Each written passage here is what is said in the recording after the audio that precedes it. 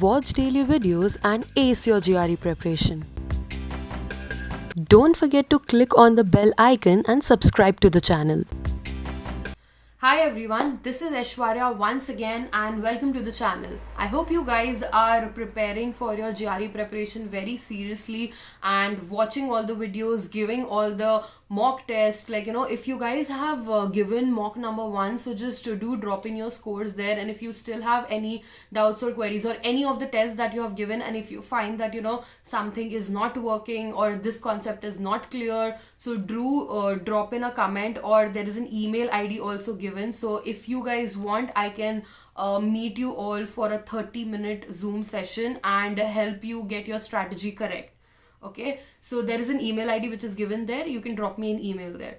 Let's begin. So today what I'm going to talk to you about is, how do you approach a sentence equivalence question in GRE. Okay, so what is a sentence equivalence strategy? How are you going to actually solve a sentence equivalence question in GRE?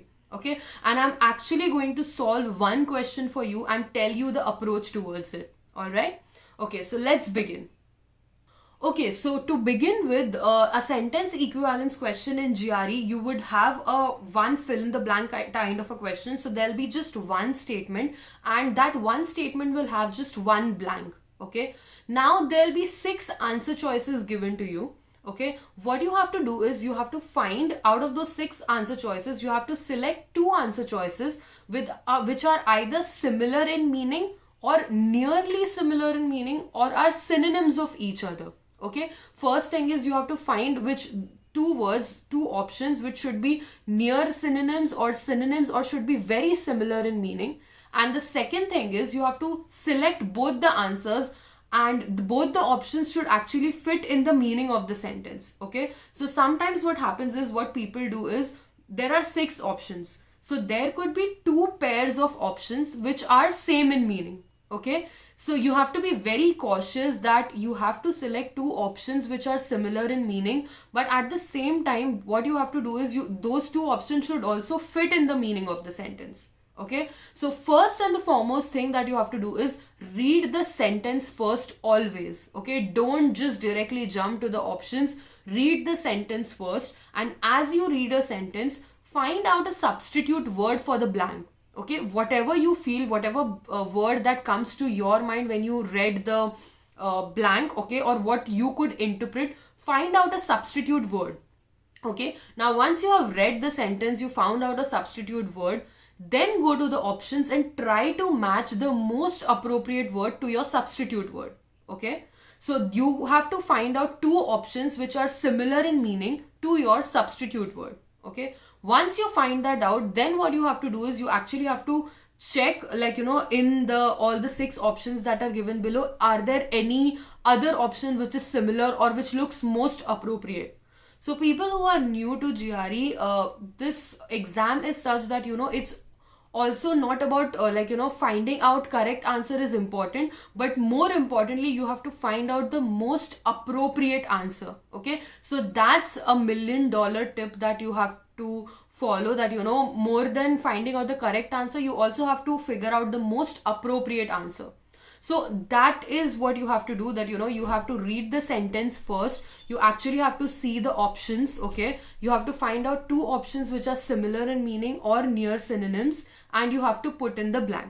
Okay, now let's do an actual sentence equivalence question so that you get an idea. So there'll be the sentence equivalence question will be there on the screen, and I'll refer the board and actually read it out for you. Okay, so you can actually follow the question on the screen. So the question says that a field trip was arranged so that this troupe of dash dancers could observe the real masters of their art.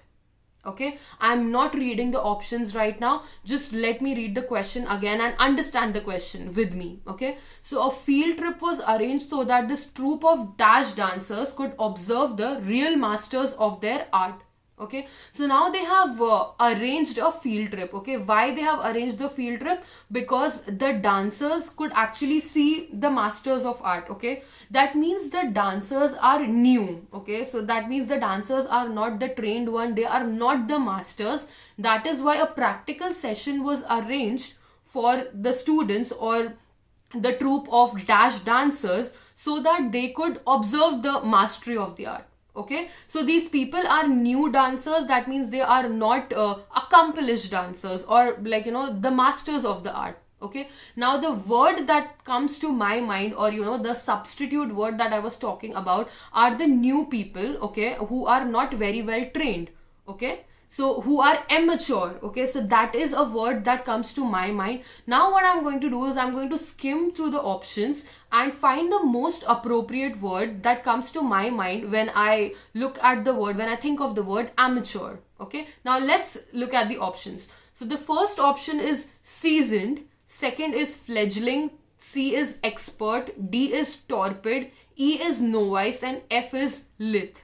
Okay, now seasoned cannot be a right answer because the dancers are not the masters. Okay, so they are new dancers. So first thing that comes to my mind is fledgling. Okay, which are like very amateur. The closest word to amateur is fledgling, and the second closest word to amateur is novice.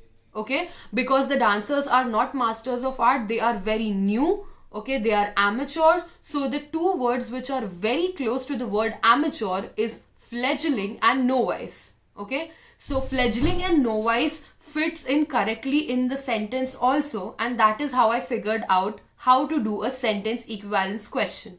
Okay, if you want to redo it, you can just go back the video and just check again the strategies and this question. Okay, so I'll be doing more of these sentence equivalence kind of questions, sharing with you all these videos so that you actually understand how you're going to approach a sentence equivalence question.